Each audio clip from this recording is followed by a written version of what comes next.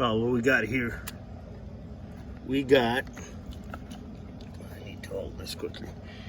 We got a bad connection that sparked on this contactor and eventually fried the coil, which fried the circuit board. These are my own readings on the coil. Do not do this if you're homeowner or whatever. This is just a disclaimer. My videos are for professionals only. Yep. So we're changing this and the board, brothers.